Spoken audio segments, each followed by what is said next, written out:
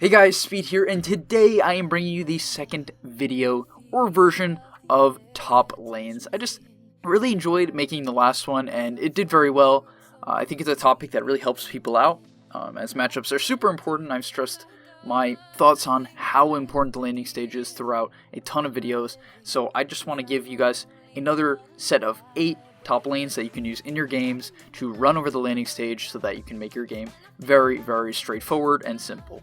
Before we jump into the video, I want to let you guys know that you can check out guides just like this one made by top tier pros over at gameleap.com. We have thousands of guides that can teach you the game of Dota 2 in depth and help you gain MMR much quicker than you usually would. Now let's jump into it.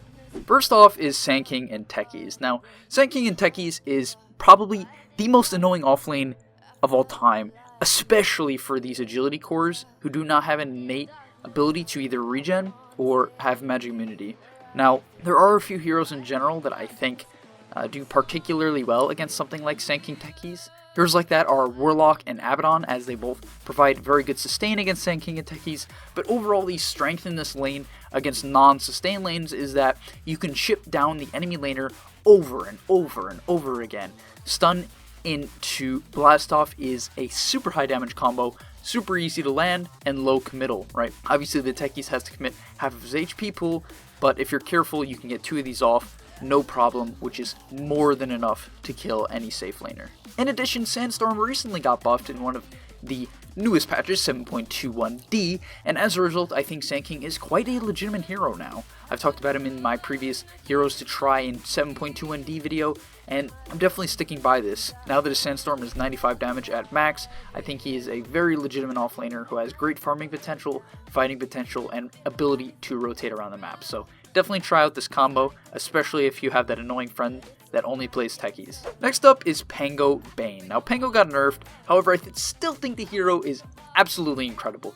Just a great overall hero who provides control, a potential silence, disarm, and is very hard to kill. Right, you kind of just do a lot no matter what state the hero is in. It's similar to Earth Spear, Dark Willow, where it took a lot of nerfs to actually push him out of the meta, and I think Pango is going to be the same way. Pango Bane is a nice lane in my opinion because Bane provides exactly what Pango lacks, the ability to trade particularly well in the lane.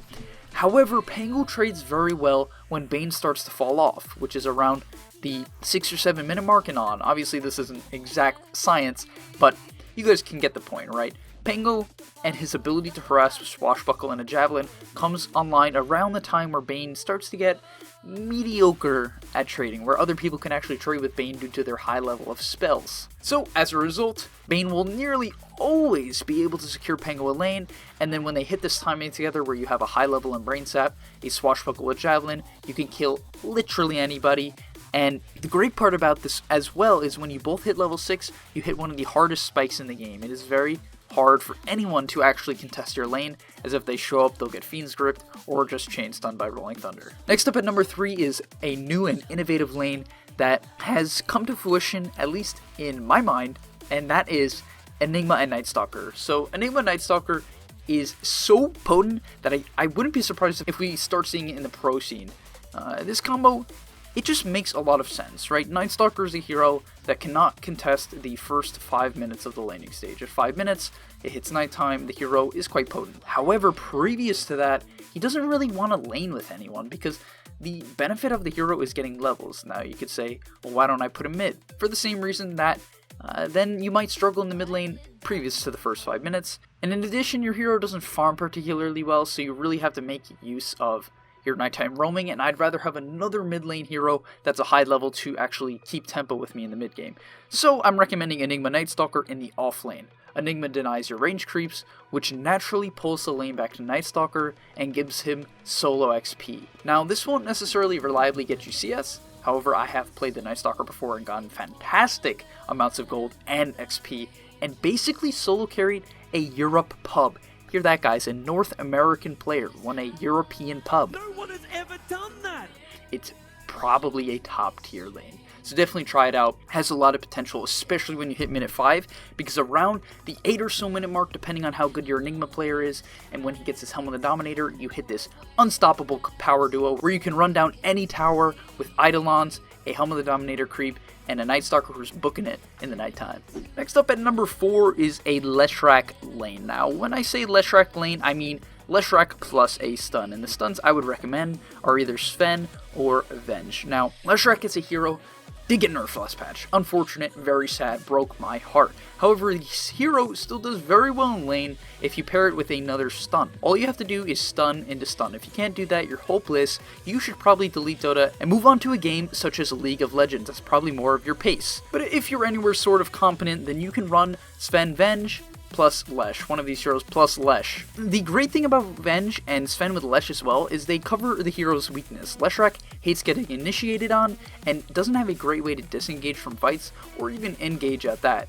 And Venge and Sven both do great jobs at that, right? You have Nether Swap to get Lesh out, you also have Warcry to get Lesh out, you have Sven Stun to set up fights for Lesh, you also have the movement speed for Warcry, which I forgot to mention earlier, to get Lesh into the fight, and Venge has a setup stun. In addition, both the heroes just have nice engaging and disengaging spells for Leshrac to feed off of, and these combos are absolutely fantastic and reliable. Next up at number 5 is a Doze special. Now, if you don't know what Doze is, it really doesn't matter. But this is a Doze special because this combo is just pure obnoxiousness. If that even is a word, it's just obnoxious.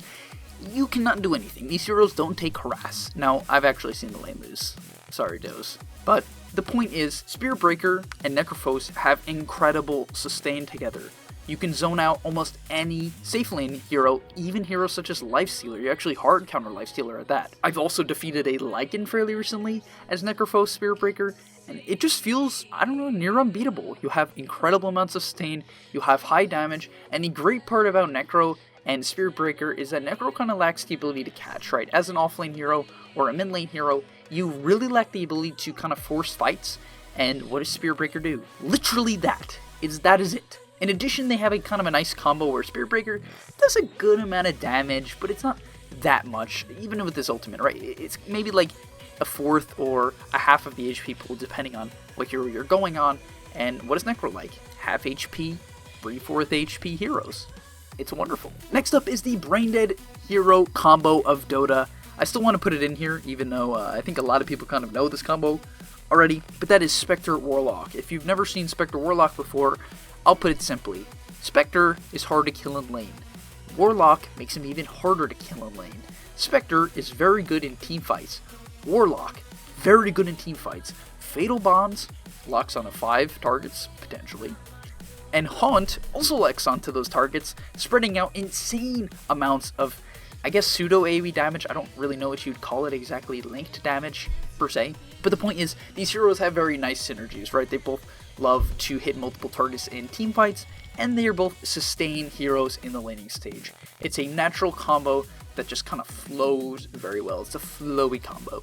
Coming in at number 7 is Dark Willow Doom. Now, I personally prefer playing Dark Willow with direct stun heroes.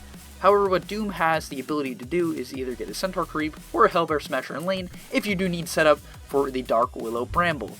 However, what is more important in this lane is to consider that Doom provides a meat shield for Dark Willow. Dark Willow has incredible base attack time and trades very, very effectively, especially with Bramble Maze, right? If any support tries to trade with Willow and they overstep, you set up for a very easy Bramble Maze in which Doom can then clean up the kill. In addition, in the mid game, right, Doom often has the issue of actually closing the gap.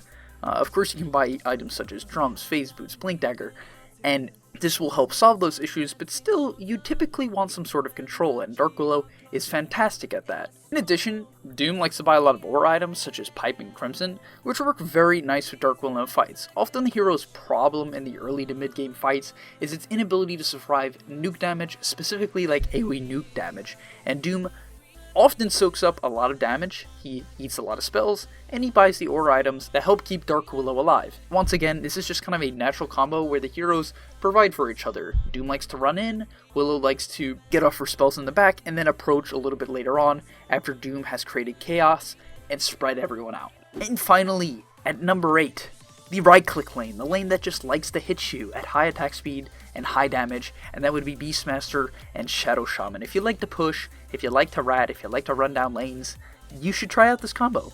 It's very effective. Attack speed with Shaman is fantastic. Now, you can even add Drow to this, right? Throw her in the safe lane, and Shaman is going to be a literal machine gun. Literal machine gun. You can trade easily with any hero in the game when you have a Shadow Shaman with attack speed. Imagine this as well with a Shadow Shaman with a Gloves of Haste. My god. My god. No, don't do that. Don't do that.